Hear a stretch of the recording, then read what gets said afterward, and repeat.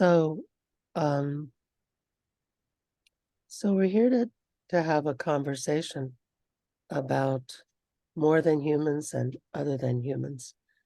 And, um, I thought we'd start with this discussions of the paper that I wrote, which is hopefully going to be published shortly. It's in its third revision, and the reviewers liked the third revision. So it's called The Search for Methods and Ways of Being Toward Realigning Humankind's Relationship with Nature and the Earth. So, so any thoughts about the paper in general? Yeah, I actually just read that. I went over it again today. I'm just pulling up my notes. I wrote a few things.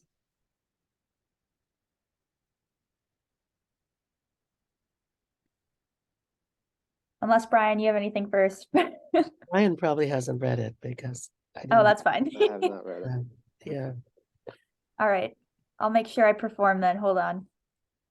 thank you.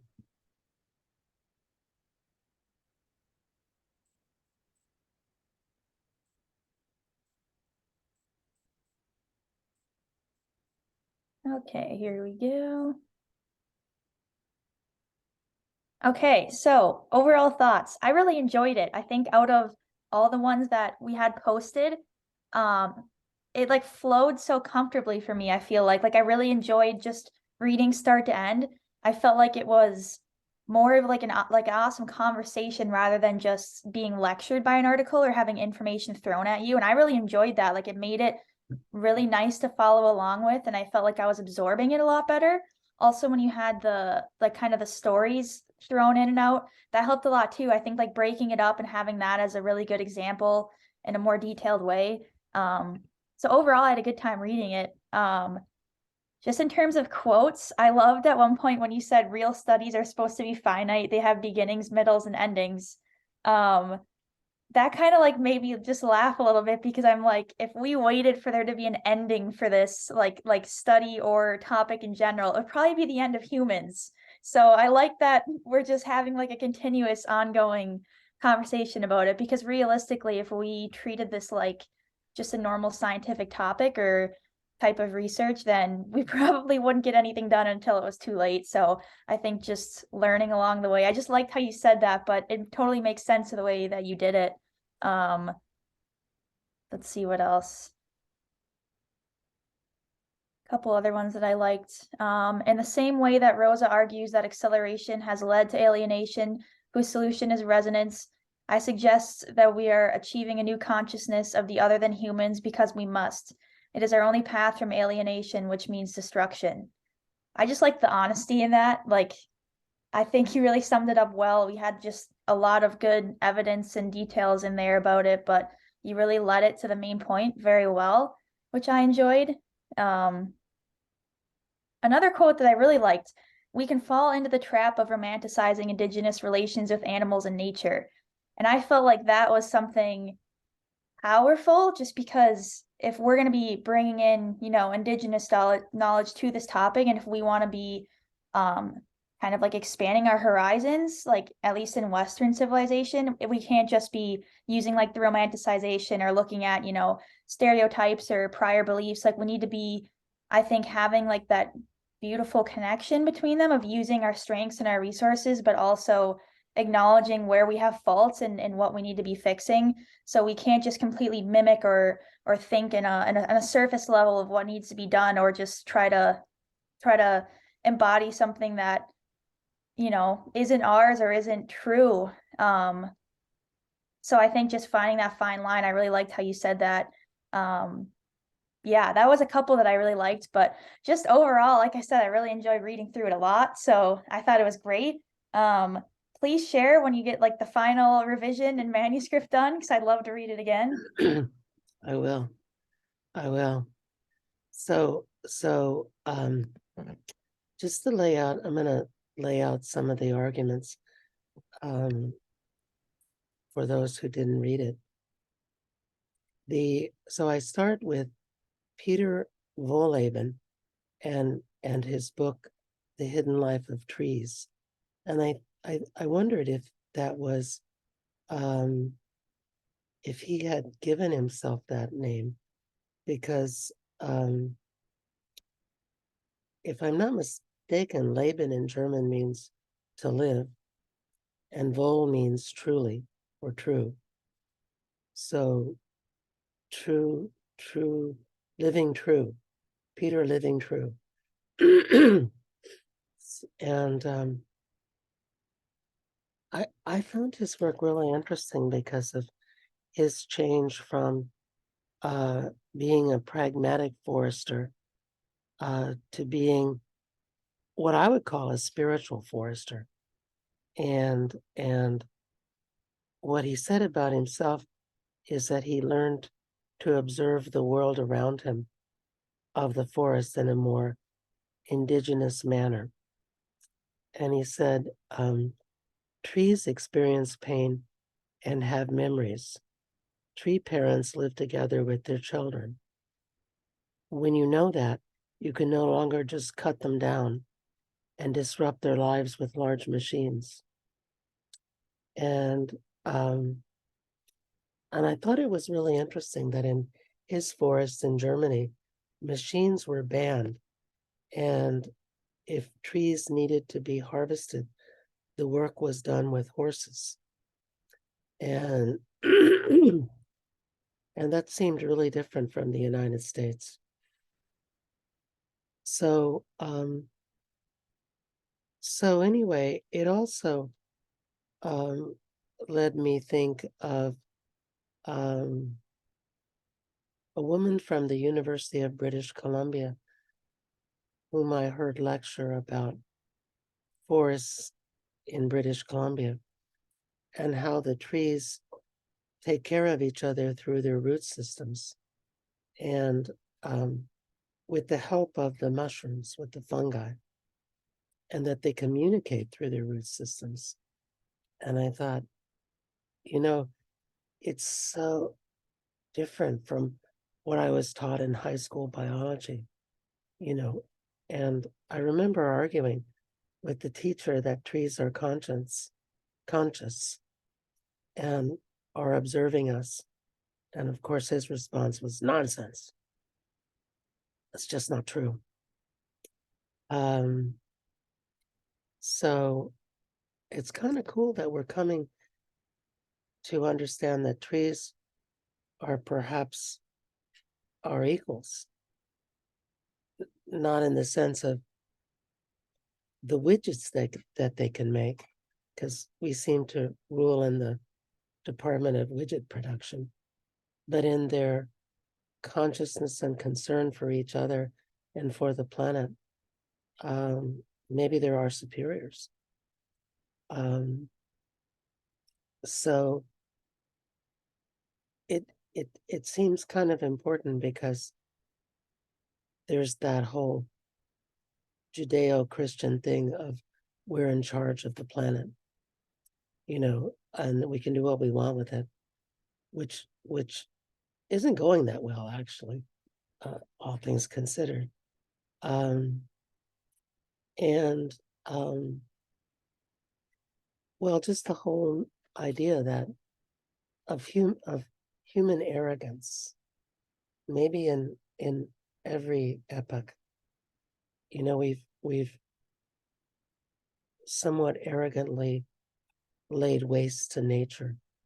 And I think about and feel free to interrupt me, you guys. I think about the overgrazing that produced the Sahara Desert, you know, and I think it some 20,000 years ago, it was a lush grassland. And humans desertified it. And it's just remarkable what we can do. And so then I went on to talk about how we're only here because of other than humans. And this was something I found fascinating, that this event, the Great Oxidation Event, which occurred about 2.2 billion years ago, and transformed the Earth. So before the event, Earth had a weakly reducing atmosphere that prevented oxidation. And these cyanobacteria began to produce oxygen as the waste product of photosynthesis, and causing oxygen levels to rise and change the whole future of the planet, allowing multicellular life to emerge, and colonization of the land, once the ozone layer had built up. And then there was the Great Ordovician Biodiversification Event. Isn't it great how these, I guess are they paleontologists or paleobotanists, I suppose, who figure out that there was this continental invasion by land plants during the Devonian period, and which also transformed the planet.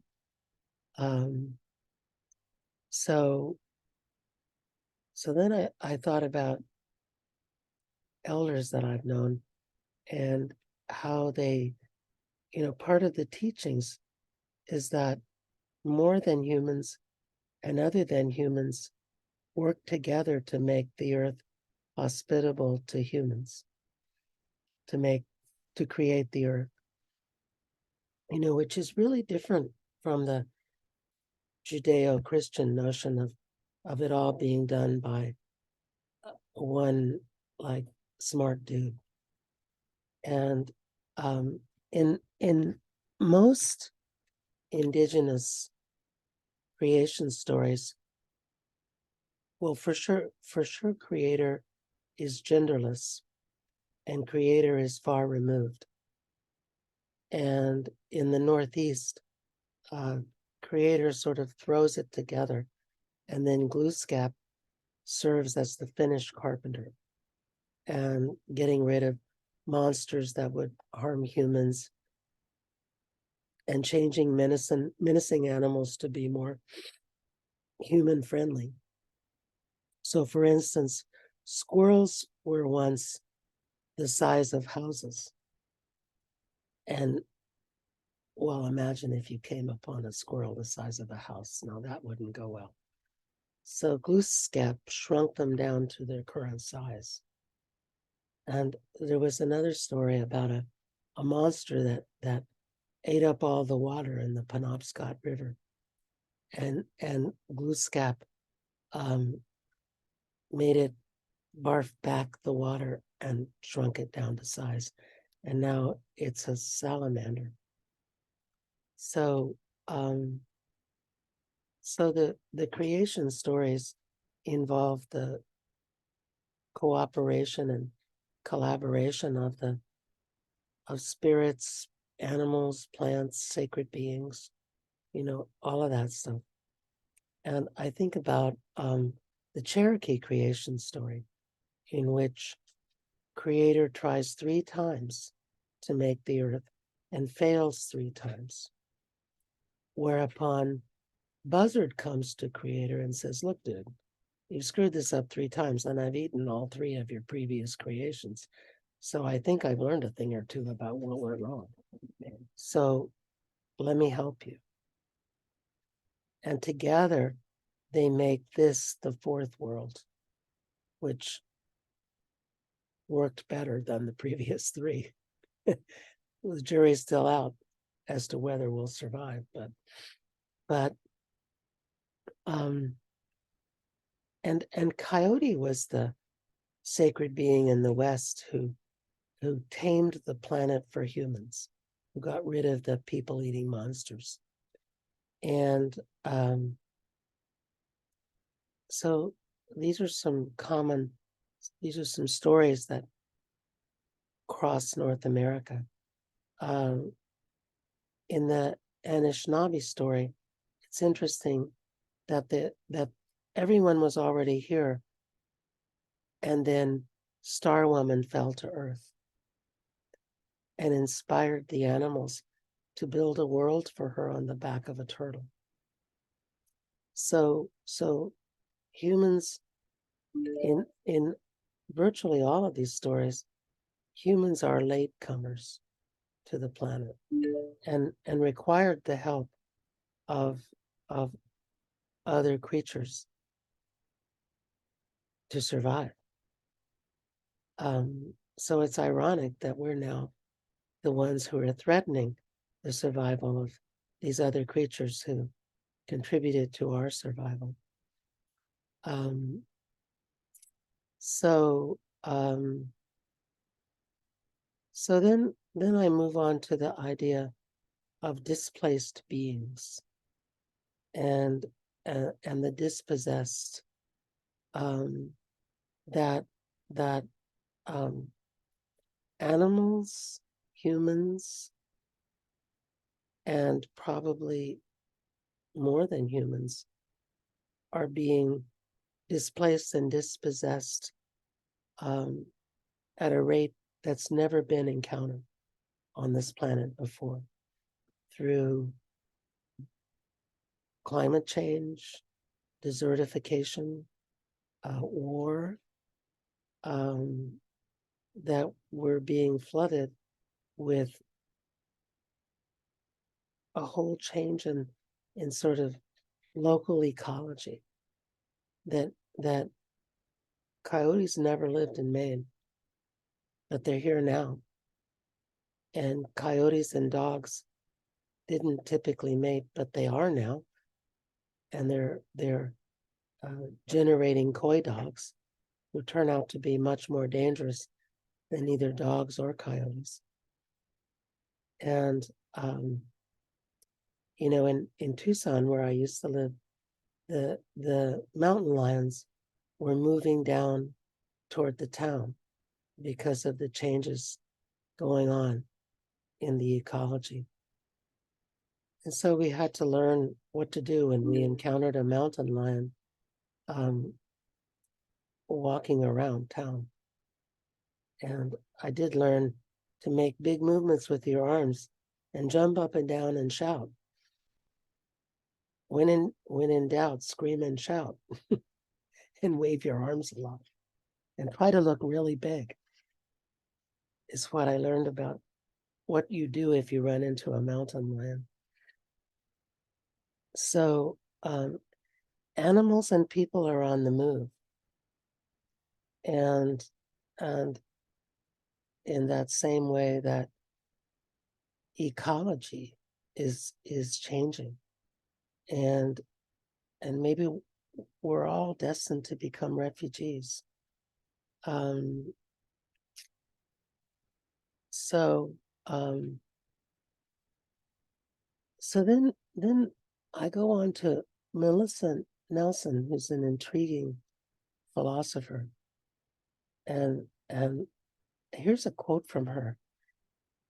She said, "Some of my first memories are of eating dirt with great joy. I felt an intimate, sensuous, and dare I say, erotic relationship with the physical earth I consumed. Red rock on red tongue, slick earth clay slowly sliding down my throat, the tart tingle of metallic gravity, and the delicious irony of iron resonating with the core of my blood cells like a lightning bolt to my flesh and bones, ingesting the world, eating the landscape, and enjoying the original soul food as a long and old tradition of many cultures around the world, including many Native American cultures here on Turtle Island, especially among women with eco-erotic proclivities." And that was when I realized that there are these central relationships with other than humans. and and it was quite a wake up to read how Nelson experienced the world. And here's another shorter quote from her. She says, "I step outside the sense of myself as a contained being. I am no longer a solid center, but part of an unending field of entwined energies. I am connecting to another greater life force, embodied in dirt, the material, soil, and source of matter. In these moments, I often feel dwarfed, in awe, vulnerable, even shocked." And and I found her work as a really fascinating challenge to us to connect with the other than human energies that surround us. And in the relational model of the self, all of the beings who contribute to our present state are part of ourself, or potentially part of the self that we perform in any given moment. And so if we think about it in that way, if we could imagine all these relationships as almost like multidimensional spider webs, like the fascia under the skin or the fungal mycelia under the soil, connecting all of us. And the I think the danger of our mainstream worldview is, without the vision to see the connections, we assume that they're not there. So if I can't see these somewhat invisible to my limited eyes, who only perceive a very narrow range of frequencies, if I can't see these webs of interconnectedness, then I assume that they're not there. And yet, probably they're more real than, the desk that I sit at, at. So, so I think that's what potentially radicalizes us to include other than humans and more than humans in our networks. That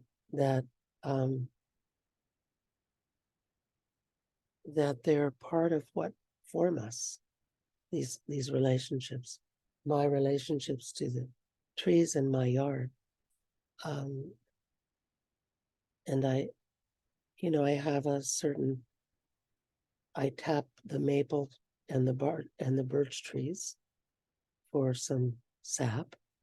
I take cedar from the trees in front of my house to use in ceremony. And I appreciate the shade that they provide. And yet I'm alert to the fact that if they encroach upon my house, I'm going to trim them back or cut them down. So it's not an entirely warm, fuzzy relationship. There's a potential tension in the relationship with the trees. And just this morning, my wife pointed out that the cedars were threatening to envelop the electric lines by the roadside. And she wondered, are we responsible for that, or is it the electric company? And I thought, either way, those branches are probably going to have to go. And how do the cedar feel about that? They're just trying to get to the sunlight. Cedar's gonna get a bill in the mail for that to be cut down. Yes, we're going to send Cedar a bill. Yeah. And they're probably annoyed by the electric lines. They're probably like, why did you put these stupid things here? we don't need them or want them.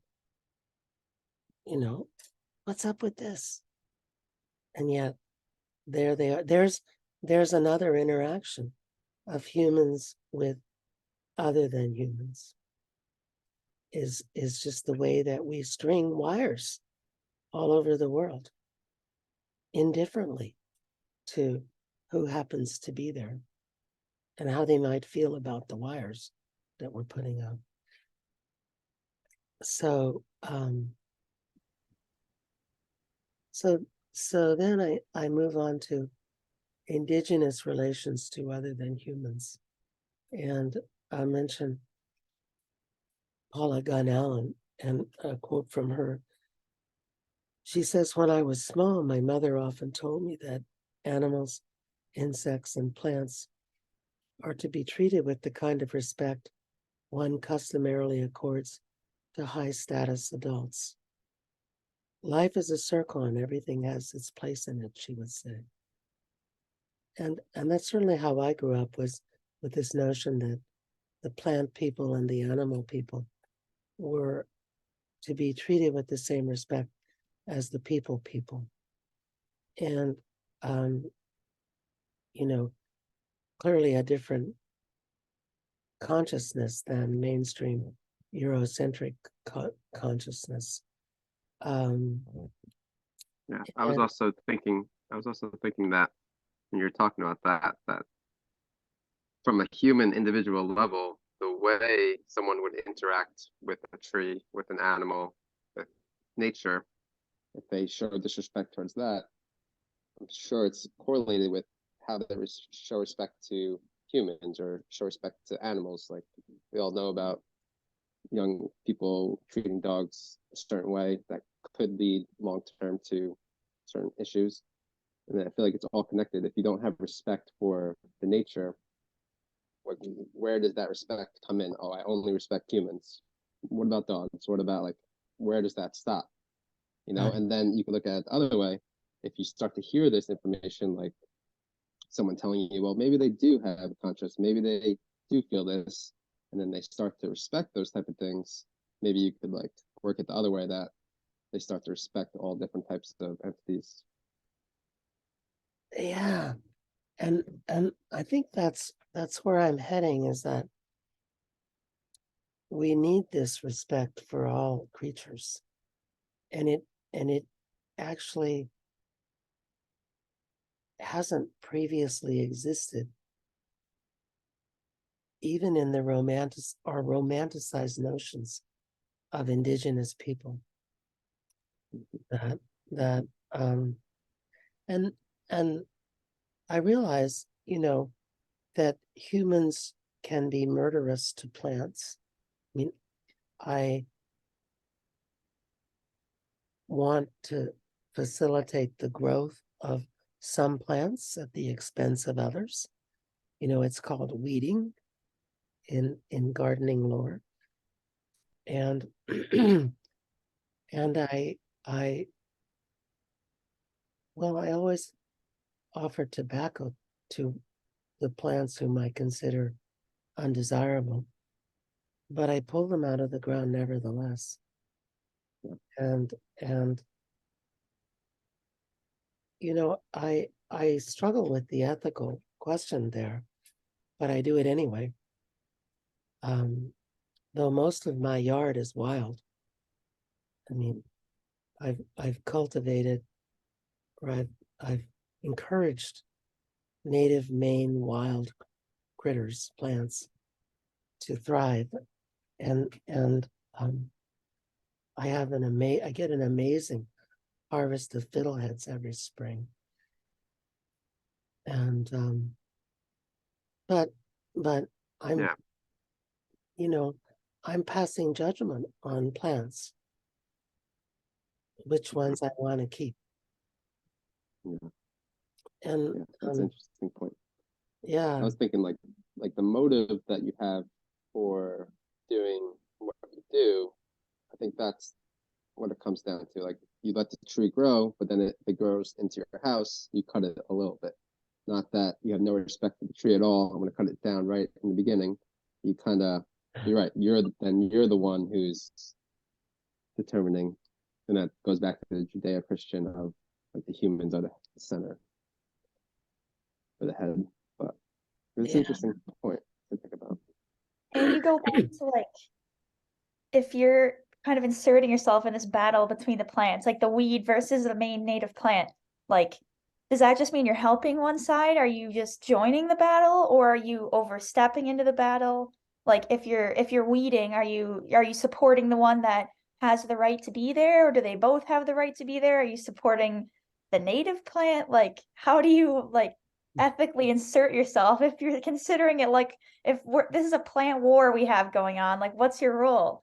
It's hard. It is hard because what would happen if they were left to their own devices? I suspect that some of the invasive species would take over.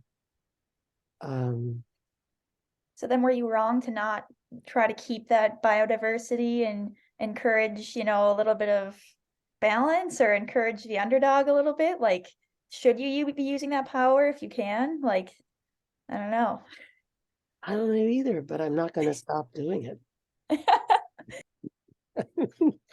I mean, maybe that's what's interesting, is that I don't have an answer, but I'm not going to stop encouraging the growth of the plants that I want.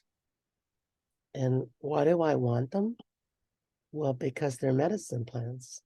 So I'm growing Pearly Everlasting, and I'm growing a little tobacco, which is very hard and made. And I'm growing comfrey and jewelweed and echinacea, and of course roses, because you can't not grow roses. Of course, rose hips is a medicine. So I'm growing medicines that I want, right? So it's still all about me. And I don't know how the plants feel about me, like Mhm. I I suppose the plants that I pick to cultivate are happy, and the plants that I pick to weed out are unhappy. So who can say? But I think it's probably good to be conscious of the dilemma, as opposed to just mindlessly ripping up the garden and not thinking about, what we're doing when we pull out the weeds, or what we call weeds, because there are no weeds. There's only plants that we don't want. And now we eat the dandelions. So we harvest them and eat them. They're very tasty. Are they actually? I've never tried one. Oh, they're really good. You can make a fabulous salad out of dandelion greens. And since we use no chemicals on our yard, or anywhere around us, they're very tasty. There's some, oh yes, there's a book, The Mushroom at the End of the World. And it talks about how dandelions are the first line of nitrification of a place that's lacking in nitrogen. And of course, so if you see a lot of dandelions, you should rejoice, because they're bringing back the nitrogen. They're also very tasty, but yet, there's this Eurocentric, I think, maybe, notion of green grass lawns that prohibits the presence of dandelions. and of course a lot of other things. But um but it's kind of interesting. I don't know the answer. I just know the question. I feel like that's Yeah, half the battle, though. You're never gonna find an answer if you don't know the question. Yeah. Well, and and the context is that we're always, to some degree, trying to shape the world to be what we want. So here in the Northeast, the here in Maine, the locals had a practice that of controlled burning, and that rid the forest floor of debris. And I've read that you could run through the forest as if you were running on a track, that there was no underbrush, you know, and it was perfect for hunting. But also apparently it was good for the forest and the animals who live there. And then there's that tradition in the prairies of burning the prairies, controlled burning, to generate the kind of grass that the buffaloes like best.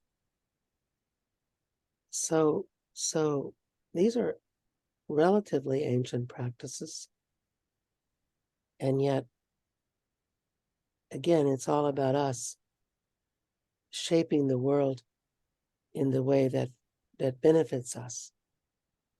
And I think what this new consciousness is about is asking the question, and do we have a right to do that? Mm. So we've done it for probably thousands of years, but do we have the right to do it? And if so, under what circumstances? And if not, then what should happen? What should be going on? And that's my question. I mean, that's the question that I leave us with, is what is where are the ethics in our relationships with the other than humans and the more than humans in the future moment, not the past, but what's coming next. So Mhm. yeah, You said earlier that when you pick the plant, it's still your choice about what plant you pick, and is it what the plant wants? But it's interesting because if you take like the plant concept with trees and making fruit, like an apple, when it grows, it kind of needs to be eaten in a way to like get to the seeds to create more apples. right. But then, like, you definitely don't want to, statistically make it so that there's not enough other trees that have other apples. There's numbers to it, so you definitely need to be aware of it. But that concept of like the purpose of it and like the cycle of it too, how it regenerates, is interesting. Yeah, because there are these symbiotic trees where they want us to eat the apples and discard the cores, or in the case of animals, poop them out, so that more trees can grow. And think of all the fruit trees, most of them do that. Mhm. Yeah. And so we're kind of, it's as if the trees tamed us. I mean, you could think of it in that way, like apple trees tamed us to be their servants. Yeah, I yeah, truly believe. I've heard about that with like the color is like eye catching to us. So Yeah, yeah, yeah, yeah, Yeah. Well, in that book, Braiding Sweetgrass, um, the author talks about how yellow and purple together is this perfect combination for bees to come pollinate plants. And also there are all these colors that we can't see, that bees can see, that contribute to this whole pollination thing. So yeah, we're really talking about the web of nature and how everything is interconnected. And I suppose you could argue that there is a point of homeostasis, that there is like a balance point about which where things is that can point? oscillate. Yeah. Yeah. But we humans tip the balance. And it may be from our gluttony, our greed, like we want an apple orchard so we can sell all apples all over the world. And maybe in doing that, we tip the balance.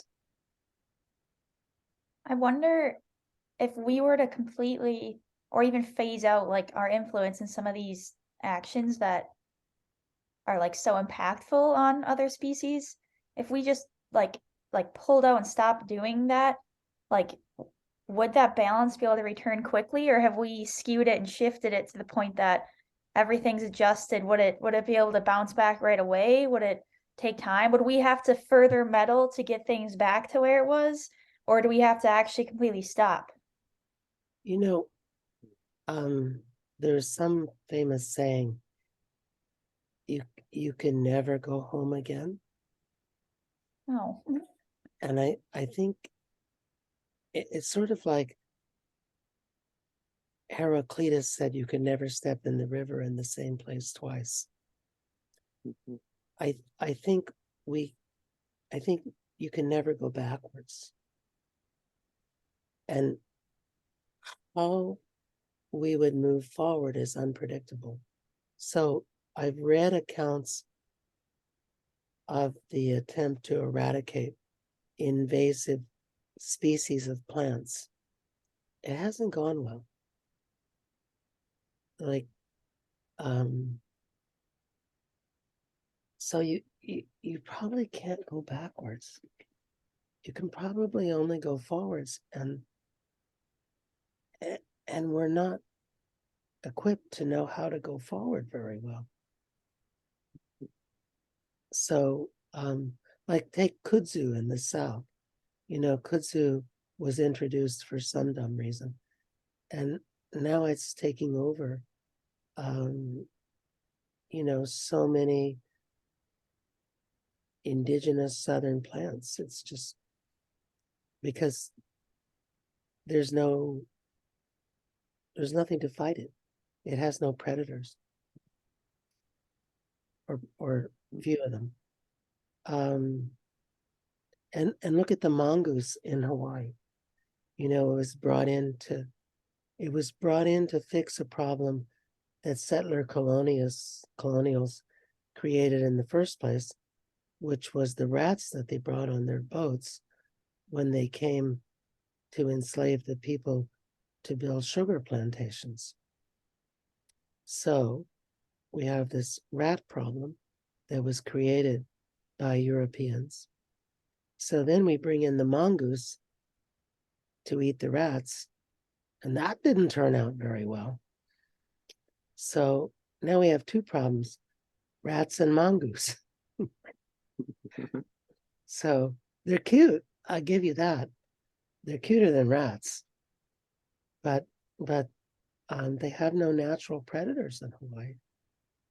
I mean, there were no animals in Hawaii before Europeans arrived. Only birds and reptiles, of course. So,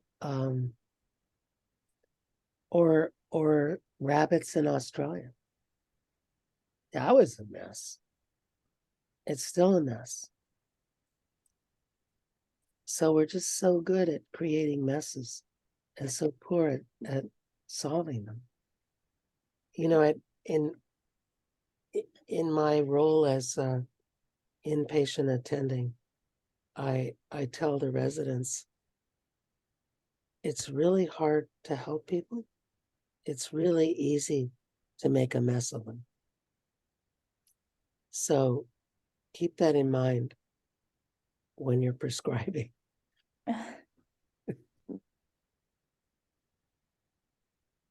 So just like this woman that Brian and I saw, you know, I gave her lisinopril to control her blood pressure.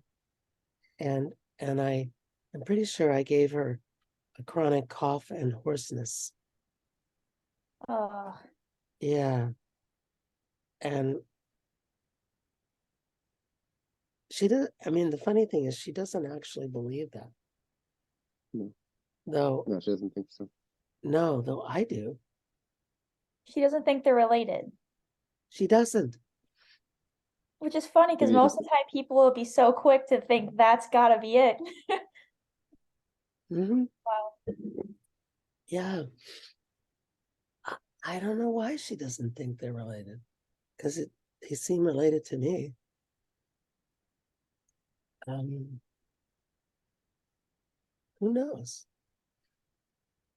But so I theoretically, I mean, this is typical of human interaction with nature, right? So I solve one, I theoretically solve one problem and create two new ones. Have I helped her? I don't know. I mean, theoretically, I'm supposed to bring her blood pressure below 140/90 because she's 50 years old. But is it a good thing that she coughs and is hoarse all the time? See, that's these are the kinds of questions that we don't ask in medicine and we don't ask in our interactions with nature. With the more than humans and the other than humans.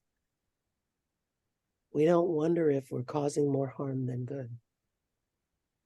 Right.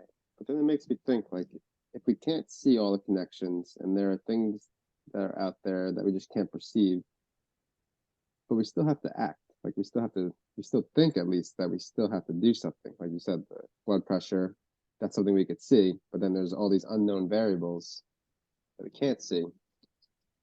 So it's tough. It's like what's the goal? And then whenever you do try to fight that one goal, there's always gonna be X, Y, and Z that's consequence. Right, right. And if nothing else, it should make us incredibly humble. Right. Yeah. To just think, this is really complicated. And I'm going to do something that's going to complicate it further. Just like weeding my garden, right? And I don't know if it's good or bad. And Right. and why am I going to treat her blood pressure? Well, because everyone says I should. The studies support preventing stroke by lowering blood pressure. I mean, I take my blood pressure every morning, so I must believe that it matters. So I'm acting on a certain belief that is a story that I've incorporated from being in the world that I live in of medicine. Mm-hmm. And it seems like a reasonable story to me that, prolonged hypertension leads to stroke or can lead to stroke. Not everyone strokes, but um, so I think I'm doing the right thing. Right. And then what Grace said earlier about, like, if we just took ourselves out of it, go back to the natural state, but like, where is that natural state? Because we've been in it for so long, like how do you get back to, we're so many Right. generations and generations removed from what is natural, I guess. Right. And take our patient that we're discussing. So when she ate a gluten-free, casein-free diet, she was much healthier. And she stopped. And I can't get her to resume, even though she knows that she was much healthier and weighed less on that diet. Is Now, that just like it's too hard, or like what's the reasoning? Like I know that that's not an easy, like it's not the most accessible. It can be expensive. I get that, but well, it's not even expensive because, you can eat rice and beans, which are super cheap. Like if yeah, you that's go true. to Natural Living and you buy rice and beans in bulk, super cheap. But it probably takes time Mm. because fast food is fast and it's addicting because of the salt and the sugar and the other chemicals in it. I don't know, Brian, do you have any insight? You've met this person. Do you have any insight into why she won't change her diet? I would think that if Grace met her, she might have some understanding that she has a lot going on and she's a little unique, different than the average person, I would say. Yeah, But I haven't heard her talk about food, so I'm not exactly sure why. But she's definitely a unique and special individual in a good yeah, way. yeah. So to get back, yeah, because I'm I'm I'm trying to intervene in a system that's already out of balance Mm. in terms of diet and exercise and um, probably other things that I'm not even aware of. And so, yeah, um, where do we find? How do we find the balance? Where do we find the balance? I don't know.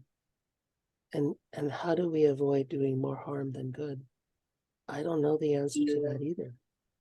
I mean, I'm going to stick with my story that um, lowering blood pressure is good.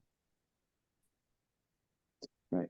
Yeah, and it's like who determines what the balance should be, the ideal balance. Right, Like right, they talk the chat GPT, there's like a filter to it and they only allow certain things to come out. But who determines that filter? Whose ethics, whose values is allowing certain things?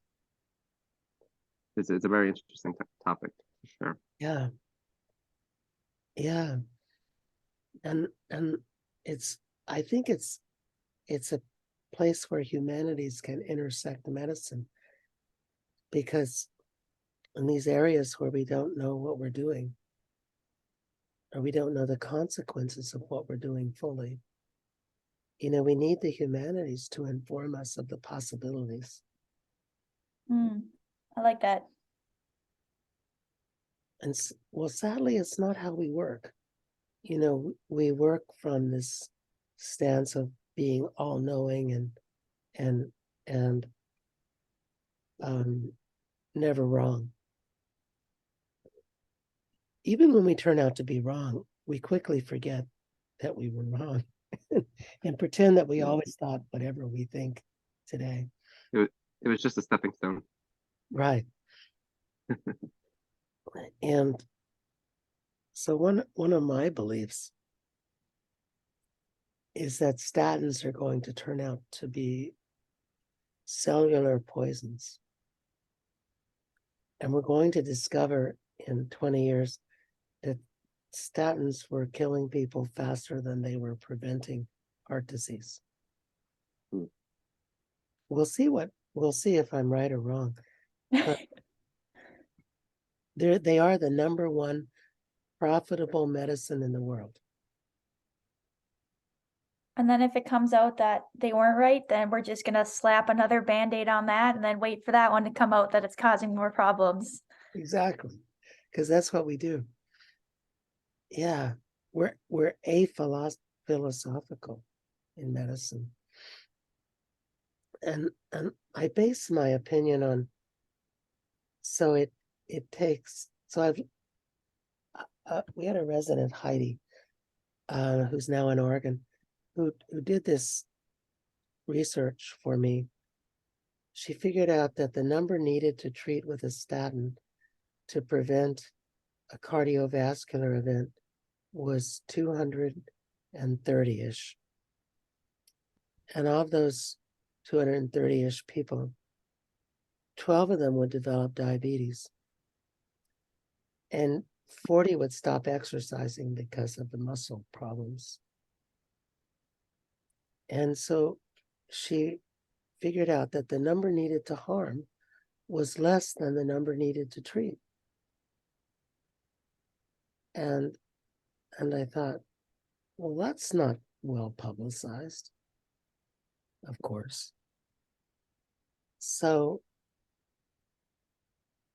and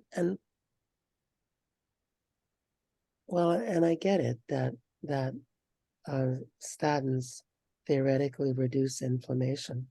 Well, they do reduce inflammation. But are there, maybe there's other ways to reduce inflammation? Right. So, Do you think anybody will even look into that at any point? Because it's just like, who's gonna fund that? Or who's gonna be willing to be like, hey, let's shut down this massive, massive pharmaceutical business and look elsewhere? Right. That's exactly what I was thinking too. And like, especially as students coming up, you're just like inundated with first line is this, and that, and you don't question it. And it takes, I think, someone who's been in the field for a while to start to question it. But it's a slippery slope, though, when you just like you don't question things that you've heard from the past. yeah, But if the system is that this is what it is, and it's because so and so said so. yeah. And I think what's crucial, is this concept of critical medicine, which is discouraged these days. And critical medicine says, how do you know that? Right.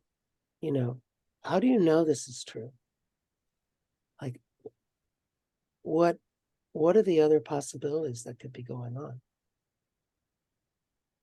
And when I was a residency faculty, I was criticized for encouraging critical medicine because I was told that residents just needed to learn the guidelines and they could think critically after they graduated. And my response was, if you don't learn to think critically in your residency, you'll never think critically.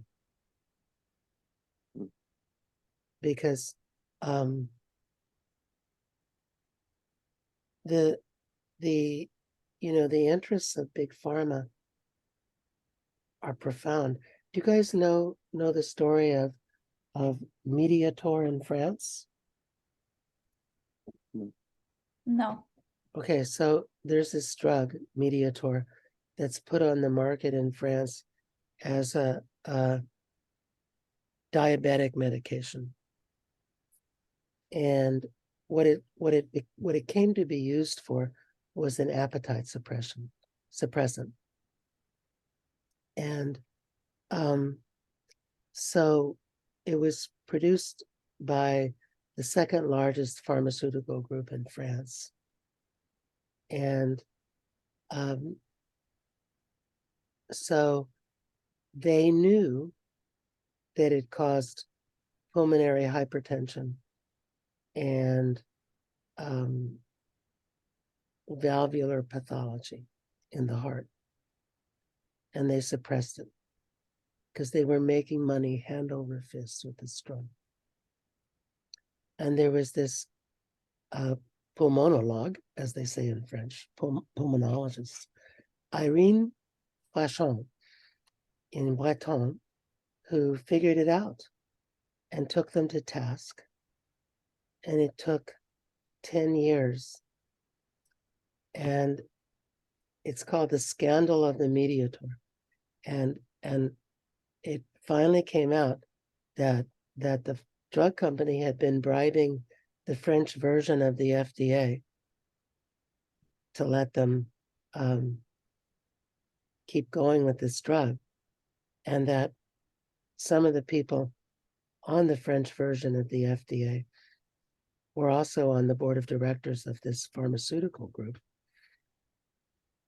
And, you know, and in the end, they had to pay like some huge fine. But it was far less than the money they made. Like, from their point of view, who cares? We made a ton of money. And so we paid this fine. Big deal. We'll do it again. It's like Ford and the Pinto. I don't know if you guys know that story either. Have you heard about the Ford Pinto? No. Okay, so Ford had a car called the Pinto. It was a smallish car, you know, for like first-time buyers and whatnot. And so it turned out that in even a small collision, the gas tank would explode and kill all the people inside. What? Yeah, yeah. And so Ford made a calculation that it would be cheaper to just pay the death claims than to recall the Pinto. And that's what they did. And they got away with it for years. And I don't remember how it finally came out in the open, but nothing bad happened to them. I mean, they had a slap on the wrist. Oh, bad boys. You shouldn't have done that. But in the meantime, lots of people died. But it was more profitable to Ford to just let them die than to recall the Pinto and fix the gas tank.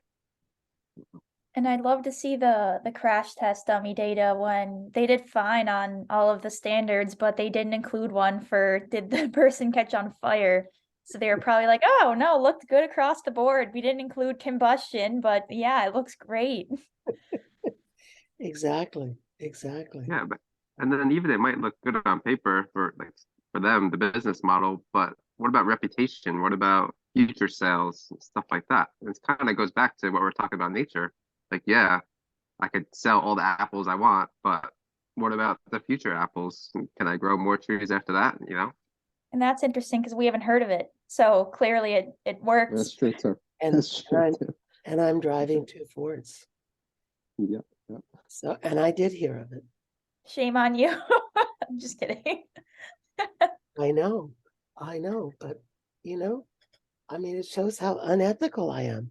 I mean, I like the Ford Explorer, you know, and the other versions were more expensive, and I like my Ford Ranger pickup, and it's rated number 2. Number 1 was a Toyota that was $20,000 more. I'm like, I'll go with number 2. And yeah, there's something wrong with me that I just let this Ford Pinto debacle go. But I suppose I justify it by saying, well, they probably all do it. Yeah, they probably do. I think I'm least worried about your ethics out of all of us. I'm gonna be honest. Yeah. Probably we should all drive Subarus. Because they're Swedish. And Sweden hasn't hurt anyone recently that I can think of. I got some Swedish teammates. I think they're okay. I don't know, but all they do is bike. So bike or the public transit. So my Hungarian roommate doesn't know how to drive. She's 20. She lives in a city. She lives in Budapest. She doesn't need a car. She doesn't have a car. Doesn't know how to drive. So yeah. Yeah. Yeah. Why would you? In a city like that, you'd just be saddled with parking costs. Yeah. So, well, it's coming up upon time for our 10-minute break. I guess it seems like few others will join us. What do you think, Agatha? I just heard from Stanley. He's going to join us in just a minute. Ah, well, we've been And having it- a fun discussion Good. at any rate. And I see Marina's on here listening, and I know she's sick. So Ah. just to be clear on the Pinto thing, yet they were still coveted, right? And people still loved them and still wanted them, even though they knew. I mean, so that is a whole nother thing, right? Oh, absolutely. Yeah, I completely left that out, and I'm glad you brought that up. Okay. So because they were still around when I was a kid, and yeah. So it's 4:50, so 10 minutes you wanted to do? Yeah, 10 minutes, our usual 10 minutes. Okay. And I'll we tell Stock